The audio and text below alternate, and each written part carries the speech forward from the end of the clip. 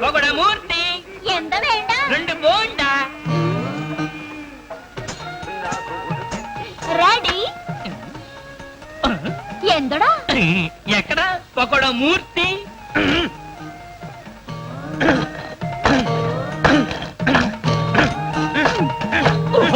ఏమిటయ్యా మూర్తి దంచడం ఇంకెలా దంచమంటావా బాబు? కర్మం కర్మం వచ్చినప్పటి నుండి చెబుతూనే ఉన్నాను దేనికైనా ఆనించి దంచమని ఏంటే కదా ఇదిలో ఎంత ఆనందం ఉండో ఎన్నమో ఎంత గురువాయిరప్పనే మూర్తి ఇవాళ బోండాల సైజు ఏమిటి ఎంత పెద్దవిగా ఉన్నాయి రాత్రి గుడ్డ తీసి బయట పెట్టారు అందుకని తినాల్సి మంచిగా బాగా ఉబ్బి వెళ్ళరా వెళ్ళి నీ పని చూసుకోరా. అండి మీ పని చూసుకోండి. చూసుకుంటా పాలకుట్టి వస్త్రం పొడు వస్త్రం సరుకు మీద వస్త్రం పొడు వస్త్రం అక్కడ కాదే ఇక్కడ ద్రౌపది మాన సంరక్షణ వస్త్రం ఓణి. నేను కేరళ కుట్టియాను ఇది నమ్మడే సంప్రదాయం నేను ఓణి వేసుకుంటే నీకు బోణి కాదు అంటే వచ్చే వాళ్ళందరూ నా ఇడ్లీ కోసం బోండా కోసం దోశ కోసం కాదంటావా? నీకు బుద్ధి ఉండో నీకు సిగ్గుండో నీకు లజ్జ ఉండో నీకు జ్ఞానం ఉండో ఓస నీ అమ్మ కడుపు మాట చెప్పిందే చెప్పి తిప్పి తిప్పి తిప్పి తిప్పి చెప్తున్నావు కదే పాలకుట్టి. ముగ్గురు రాంబాబు గారు వస్తున్నారు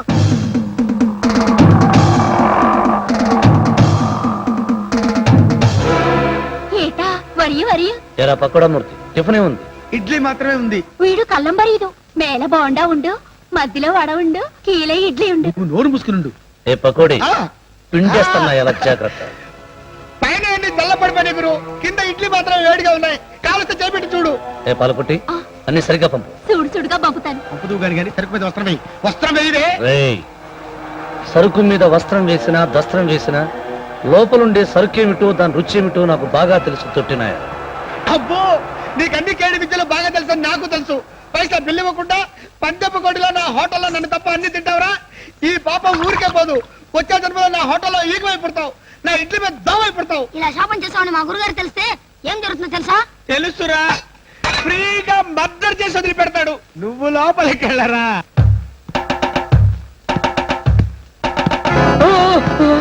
రేయ్ ఈ వార్డు కౌన్సిలర్ ఎవర్రా? ఇదిగో సూపర్వైజర్ ఈ మిషన్ మొత్తం జ్యూస్ అయిపోవాలి. అయ్యి అది కాదు ఈ మామిడి పళ్ళు మొత్తం జ్యూస్ అయిపోవాలి లేకపోతే సాయంకాలానికల్లా చాలా గొడవలు అయిపోతాయి. ఇదిగో చూడు ఈ పార్సల్ అన్ని పగడబందిగా ఫారెన్ పంపించు నేను బాగా డబ్బు సంపాదించాలి ఆ తర్వాత మినిస్టర్ అయిపోవాలి.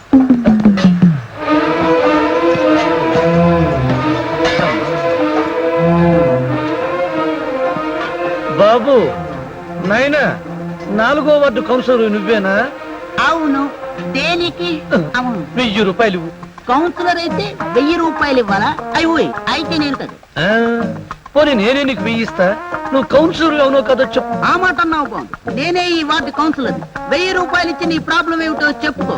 మున్సిపాలిటీ వాళ్ళు నీ బావిలో మందు వేయలేదా లేక నీ మురుగుంటలో దోమల మందు చల్లలేదా? దోమల మందు కాదు నీ వార్డులో నీ బజారులో నీ రోడ్డు మీదున్న నీ గుంటలో పడి అప్పా నా కలు చీరిగే వెంటనే 1000 రూపాయలు డాక్టర్కి ఇవ్వాలి. నా వార్డులో నా రోడ్డు మీద నా గుంటలో నువ్వు పడితే నేను నీకు డబ్బు ఇవ్వాలా? ఇవ్వకపోతే నీ వార్డులో నీ గుంటలో నువ్వు బ్రతుకుండగానే నిన్ను పుట్టిపా. దౌర్జన్యం చేస్తున్నావా? దౌర్జన్యం చేయడానికి నువ్వెంతరా పొట్లాంగా. ఒట్టడిగే ముందు కృష్ణానదిని తెచ్చి మీ దొడ్లో పెట్టిస్తానని రోడ్లు బాగు చేయిస్తానని కాలువలు బాగు చేయిస్తానని పాయికానాలు కట్టిస్తానని పాయికానాల పక్కన పందుళ్ళు తోలేస్తానని మోసాల మాటలతో గెలిచి ఈ రసాల ఫ్యాక్టరీ కట్టించుకున్నావా లేదా? అవును కట్టించాను. చూడు మళ్ళీ 5 ఏళ్ల దాకా ఎన్నికలు రావనుకుంటున్నావేమో. రోజులు మారిపోయాయి నాయన.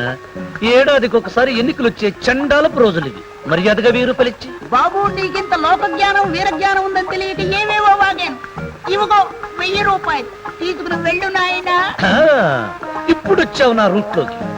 మళ్ళీ ఎప్పుడైనా ఎక్కడైనా ఎవరినైనా బెదిరిస్తే అదరేస్తే వదిలిస్తా హ్యాండ్ ఇస్తే హాత్ ఇస్తా నా జ్యూసుగా. చూసుగా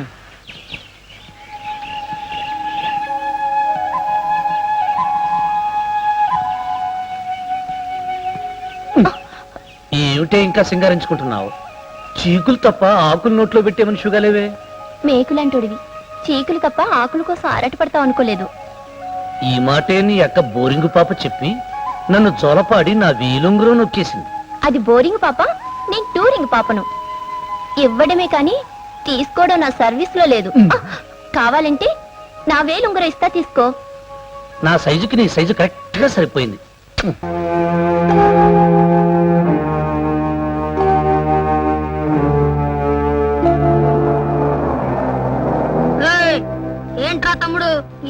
నీ సొంత కోట అనుకున్నావా? ఆరేసుకొని పడుకున్నావు. మా గురువు గారు వచ్చారంటే మా డత్తలో పెట్టేస్తారు. కరోడా నా బచ్చి ఎరా, నేను నీకు తమ్మున్నా. మోకాలతో కొడితే మోటు బావిలో పడతావు. ఆ రాంబాబు కూడా ఇంకెక్కడ వస్తారా? 6 నెలలు జైలే వాడి కొంప. అమ్మా బాబు లేనడికి ఈ కొంప మాత్రం దేనికిరా? తల్లి చెల్లి ఏ గల్లీలో లేని సిల్లి నా కొడుకుని తెలుసు కూడా నా తల్లి గురించి మాట్లాడతావా?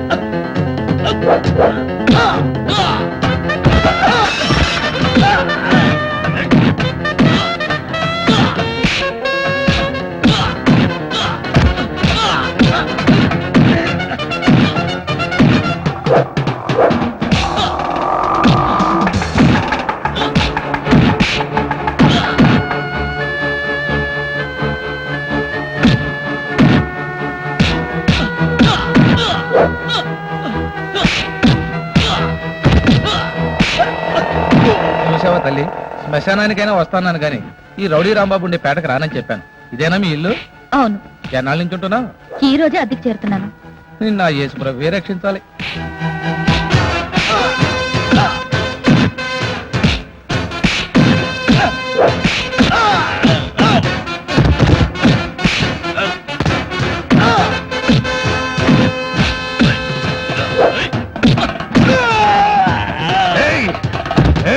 నా తల్లి గురించి మాట్లాడతావా?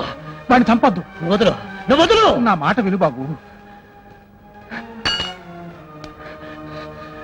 ఏయ్, మళ్ళీ ఈ పేటలో ఎదురు పడితే అదర కొడితే వంగ పెడితే పంగ పెడతా.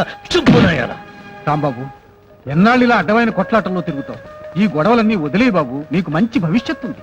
భవిష్యత్ భారతదేశానికి భవిష్యత్ కనబడటం లేదు. నాలాంటి బాడ్కోకి భవిష్యత్ ఎక్కడ తాత? అయినా తాడు బొంగరం వేలికి ఉంగరం లేనండి. నాకు భవిష్యత్తు ఉన్నా ఒకటే, లేకపోయినా ఒకటే.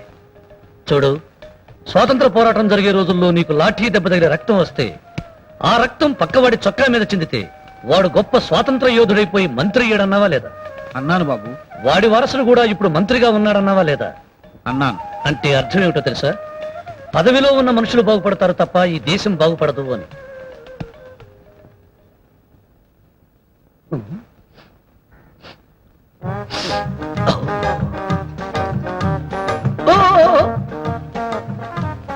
అబ్బా, కోడి చస్తేనే ఎంత రుచిగా ఉందే, బతికితే ఎంత రుచిగా ఉండేదో.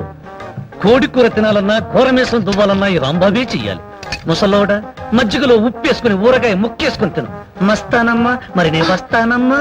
మోద నష్టపోడా, ఈడి కట్లో కొక్కేసుకెళ్ళా. వీడు ఎప్పుడు పోతాడో, ఈ పేట ఎప్పుడు బాగుపడుద్దో. పోనీలే కర్మ,